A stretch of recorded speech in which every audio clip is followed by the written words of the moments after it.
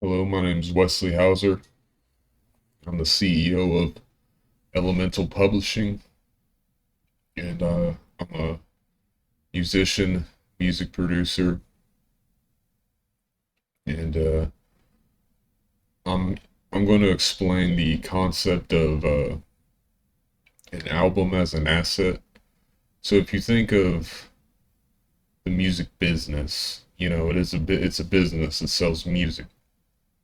So music it's a sound. It's hard to put a value on a sound. There's so much music out there, record labels, people put their music out and they get paid, pennies, fractions of a penny for this song and these albums.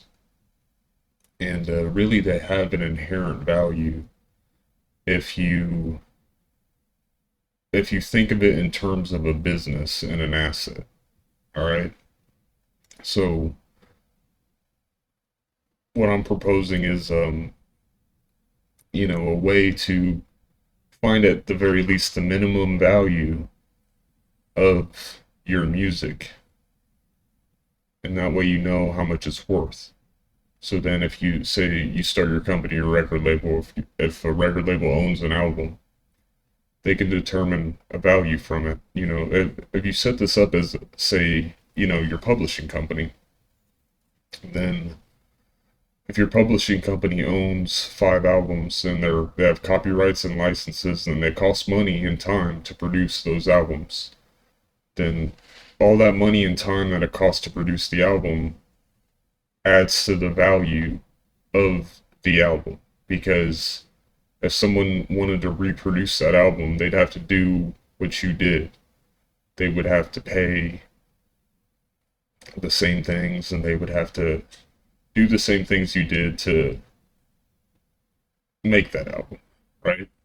Some of those things are intangible, but some of those things are tangible, like copyrights and licenses. So I'm just going to go over real quick. Excuse me. I'm just going to go over real quick in an Excel document, just kind of how this works, all right? So, like I said, it's the album as an asset value or the quadruple A value, QA value, whichever you prefer. So, like I said, if you think of this like a business, say it costs you $96 to start your business, right? That's your startup cost to form your music business. You just made you're a musician, you just made an album. You're starting up, you know, the Wesley Hauser company, and we're selling an album. So it cost me $160 to copyright that album. It cost me $100 to license it. All right. So if I add those two together, I get my QA value, because that's what it costs me. Or if I add all those three together, I'm sorry, I get my QA value because I haven't made any album income from this. So there's no reason to believe that it will make any income. People might not like it, or who knows. But it hasn't proven to have made any income yet. But it does still have an inherent QA value because it costs money to license it and copyright it and start the LLC to make it, to produce it, at the very least. So even if it didn't cost you any money to produce this, it did still cost to make the LLC, it did still cost to copyright it, it did still cost to license it. All right. So we can infer that the QA value as an asset, this album is worth what was paid into it. So that would end up being a total of $356.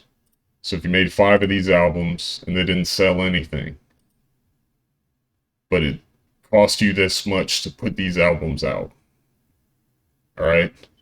So you might remove the startup cost because you're not doing a startup anymore, but you could see my point here. It's increasing the value of each album, and it has an inherent value. All right. So then let's say if your album makes money, say people like your album, all right, and it blows up and it makes $10,000.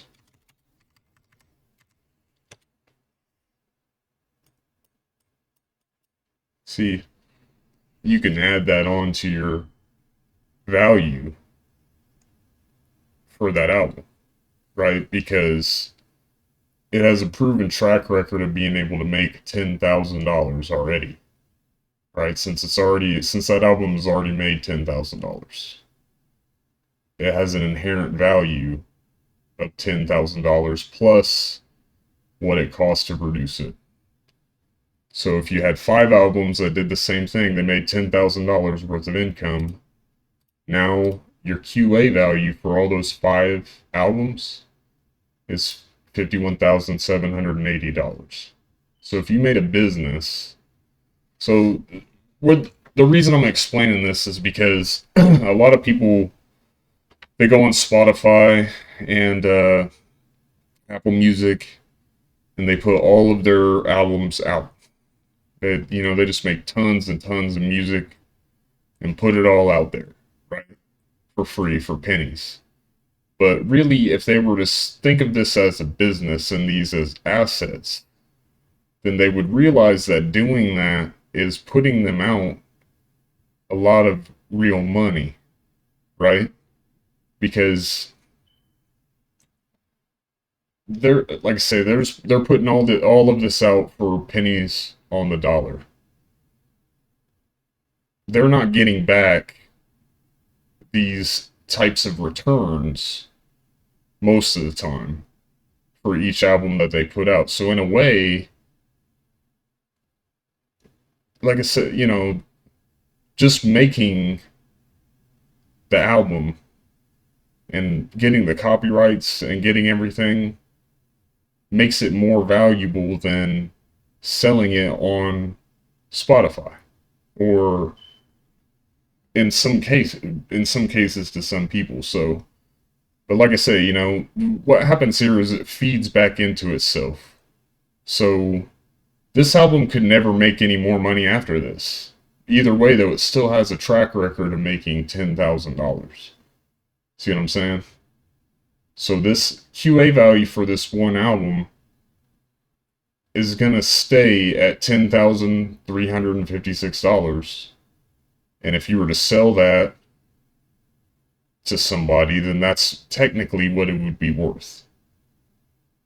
See what I'm saying? And it could blow up and it could make more money. It's kind of like a royalty investment trust.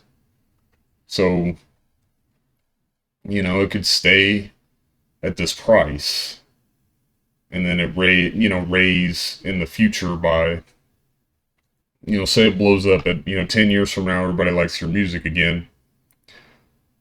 And this now it made another, it made 100,000. So, I mean, you can ignore that, but, now this album's value is 100,000, over 100,000, because it's been able to make that. So that, that value doesn't go down. It could do it again. It's done it before. It could do it again, technically. Do you understand? So that gives it value. So when you add all these together, if you get a lot of albums and they're doing the exact same thing, you're just leaving money on the table. You could have had a business that's worth $500,000 instead of a bunch of albums that are just making pennies on Spotify or Apple Music or something like that. But that's why I made this video, to explain this concept here. It's real simple math, but the main idea is that the cost of production for an album, and this is for an album because a song is just a song, can't really make a song into a business. But an album, if you think of it in such a way, or else, or at least not a, or an asset anyway, if you think of an album as an asset, then it does have value. It at least has a minimum value. And like I say, that minimum value is the cost to produce it plus the cost, or I'm sorry, plus the total amount of income that it's made since its inception. All right, that's its QA value. It's quadruple A value. Anyway, I apologize. Videos like this make me kind of nervous, so I just wanted to explain that the best I could, and maybe that way we can get some people who, maybe up and comers or underground artists, they can realize the worth and their value, that they have, that they wield with their music, instead of giving it away to these other companies. They can understand that that is, real value. That's how business works. This is real value. You could sell this, if you have a record company, you have 5 albums that are doing these numbers, then you have a $500,000 business. You could sell that, and technically this could go on to make $1 million. You know what I mean? Later on, 10 years, you could make $1 million from, you know, that's the total value that it got out of this. So, anyway, I appreciate your time, and that's all I got.